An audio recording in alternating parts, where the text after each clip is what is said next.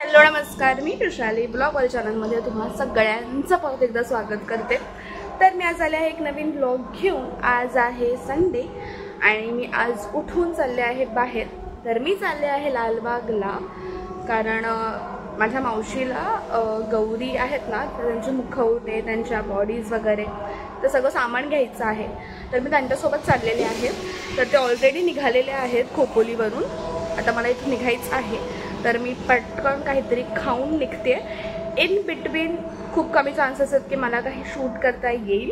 तर जे काही होईल, जे काही आम्ही घेऊ, जिथून घेऊ किंवा जे काही इन्फॉर्मेशन असेल ते मी तुम्हाला घरी आल्यानंतर देते, ठीक आहे।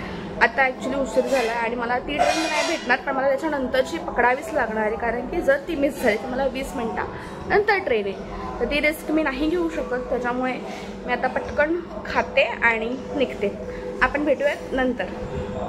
गाईज, आता वाजलेले आहेत 7। तर मी तुम्हाला सगळी होल स्टोरी सांगते, दिवसात काय काय झालं। सकाळी मी निघाले आणि मी एकदम असं होतं की ट्रेन भेटते की नाही, पण लकीली मला ट्रेन पण भेटली। मग त्याच्यानंतर आम्ही दादरला भेटलो, म्हणजे माझी मावशी खोपोलीवरून आली होती, आम्ही दादरला भेटलो। तिथून मग आम्ही गेलो लालबागला, कारण आधी आम्ही ठाण्यात बघणार होतो त्यांना, म्हणजे गौरीसाठी मुखवटे, त्याचे स्टँड्स, बॉडी, बापरे सगळं घ्यायचं होतं। तर आम्ही आधी जाणार होतो ठाण्याला, पण मग म्हटलं की ठाण्याला ना स्टेशनच्या आसपास तर मी रोज ट्रॅव्हल करते, तर मला काही दिसलंच नव्हतं। म्हटलं आपण लालबागला जाऊ, कारण की तिथे तर 100% भेटणारच, की जसं गणपती बनवायचं वगैरे स्टार्ट होऊन जातं ते लोक सामान आणतात। तर मग आम्ही गेलो लालबागला आणि मग तिथे आम्ही ना जास्त पण असं फिरायची गरज नाही पडली। 3-4 शॉप्समध्ये वगैरे आम्हाला भेटून घेतलं आणि आम्हाला माझ्या घरासाठी आम्हाला छोटी पिलवंडांची मुखवटे आणायचे होते, तर ते पण आम्हाला भेटलं आणि चांगले पण भेटलं। तर मग तेच मग थोडंफार खाल्लं वगैरे आणि परत मग आम्ही निघालो आणि आम्हाला खोपोली ट्रेन पकडायची होती। मग खोपोली ट्रेन पण भेटली, मग ते गेले, मी घरी आले आणि जे माझं डोकं आता दुखतंय मी तुम्हाला कायच सांगू। म्हणजे आता असं होतं ना की बाहेर काहीतरी आले आणि मी कुठेतरी काहीतरी पोस्ट केलं, नजर इज सो रिअल, पण आता काय नजर लागते म्हणून माणसाने काही करायचंच नाही का? पण त्याचं खूपच डोकं दुखतंय।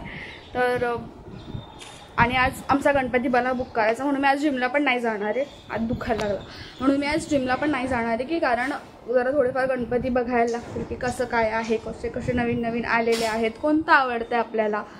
म्हणून आता मी आणि माझा भाऊ जाणार आहोत आधी आजीकडे, कारण आजीला भाजी द्यायची आहे, आणि मग त्याच्यानंतर तिथून मग आम्ही गणपती वगैरे शोधू थोडेफार। जसं आवडलं तर मग बुक करून टाकायचं, कारण की एका गोमध्ये नाही होत, तर तुम्हाला 2-4 दुकानं फिरावी लागतात, शोधावी लागतात, तुम्हाला कसं आवडतं ते बघावं लागतं। तर आम्ही ते सगळं आता करूयातच, आणि त्याच्यासाठी म्हणून मी परत टॉप काही वगैरे चेंज नाही केला आहे। मी फक्त फ्रेश झाले आणि तशीच आता चाललेले आहे। चहा पण पिला मी, कारण माझं खूप डोकं दुखत होतं, पण म्हटलं ठीक आहे।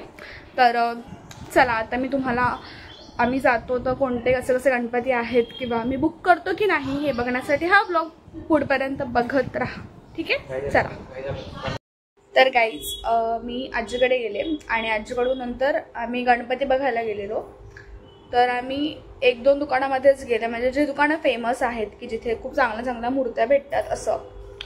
पण गणपती जे आवडत होते ते ऑलरेडी बुकड होते, आणि बाकी जे आहेत ते सगळे खूप कॉमन होते। त्याच्यामुळे मग माझ्या भावाला जायचं होतं बाहेर, त्याच्यामुळे मग त्याने मला घरी सोडलं आणि मग आता तो आल्यानंतर आम्ही परत एकदा जाऊयात कदाचित, म्हणजे गेलंच पाहिजे, कारण आज संडे आहे। परत वीकडेजमध्ये पॉसिबल होत नाही, टायमिंग्स मॅच होत नाहीत। तर त्याने मला सोडले, आता तो गेला आहे बाहेर। तर मी आता जेवून घेते आणि मी जेवते आहे बेसन पोळी आणि चपाती। तर जेवून मी थोडा वेळ वाट बघेन, म्हणजे तो येईल आणि मग आम्ही जात असू तर ठीकच। माझं तर जाता तिथे ट्रॅव्हलिंगमध्ये एवढं डोकं दुखत होतं, पण म्हटलं ठीक आहे आपल्याला गणपती, कारण अशी तुम्ही कोणती पण मूर्ती जाऊन नाही घेऊ शकत ना। मूर्ती अशी तुम्हाला आवडली पाहिजे, अशी मनात बसली पाहिजे। तुम्ही असं इमॅजिन करता की ही मूर्ती तुमच्या घरी कशी दिसेल, तर तसं झाल्याशिवाय नाहीच घेऊ शकत, आणि त्याच्यासाठी फिरावं लागतं, बरेचसे गणपती बघावे लागतात। तर करूयात, सध्या मी जेवून घेते। तर गाईज, मी आणि माझा भाऊ परत एकदा गेलो होतो मूर्त्या बघायला की आम्हाला कोणत्या आवडत आहेत का वगैरे. पहिली गोष्ट म्हणजे जे मी ऑब्झर्व केली की ना, आधी लोकांना खूप क्रेज होता गणपतीचा. आत्ता पण आहे, असं नाही की अजिबात नाही, आत्ता पण आहे. पण आधी ना, मी लहान होते तेव्हा ना म्हणजे खूप सारी दुकानं असायची गणपतींच्या मूर्तींची वगैरे, म्हणजे 2-3 महिन्यांआधीपासूनच. आत्ता म्हणजे एक तर दुकानं नाही आहेत तर ती खूप एकदम डिस्टन्सला आहेत. आणि थर्ड थिंग की सगळ्या मूर्त्या सारख्याच आहेत, म्हणजे असं काही नवीन नाही आहे किंवा असं युनिकचं काहीतरी डिझाईन आहे, काहीतरी छान मूर्ती दिसतीये. म्हणजे मला असं वाटतं सगळ्यांचे जे साचे आहेत बनवायचे ते एकदम सेम, म्हणजे सगळीकडे डोळे तसेच आहेत, सोंड तशीच आहे, कान तसेच आहेत. आणि ते पटतच नाही आम्हाला. म्हणजे आम्ही उल्हासनगरमध्ये ऑलमोस्ट सगळं बघितलं की कुठे चांगल्या मूर्त्या असतील, पण नाहीच. आता बघा, मला काय वाटतं, गणपती त्याचे डोळे सुरेख असले पाहिजे, त्याचे कान असे एकदम लांब सडक आणि एकदम असे फुललेले पाहिजेत, किंवा त्याची सोंड खूप छान पाहिजे. म्हणजे या बेसिकच्या गोष्टी आहेत ज्या पाहिजेत. तर असं काही भेटतच नव्हतं आणि आम्ही असं की यार इथे नाही भेटत आहे, मग एक तर आम्हाला आता अंबरनाथ किंवा मग कल्याणला जाऊन बघावं लागेल, तर तो एक टास्क करावा लागेल. पण असं आहे की आता मला या आठवड्यामध्ये काहीही करून गणपती बुक करावाच लागणार आहे, कारण की असं नाही सोडू शकत की एकदम लास्ट मोमेंटला जाऊयात आणि जो अवेलेबल असेल तो घेऊयात, मग नाही होत. आणि जोपर्यंत तो गणपती तुमच्या मनात बसत नाही ना, तुम्ही नाही बुक करू शकत. असं असतं ना, यार हाच गणपती आमच्या घरी आला पाहिजे, तर ते व्हायला पाहिजे. तर ठीक आहे, आपल्याकडे अजून 5-6 दिवस आहेत, आपण ट्राय करूयात. आणि आपला दिवस असाच इथे संपतो आहे. वीकेंड एकदम घाईघाईत गेलेला आहे माझा, पण ठीक आहे, आता संपलेला आहे. आणि उद्या परत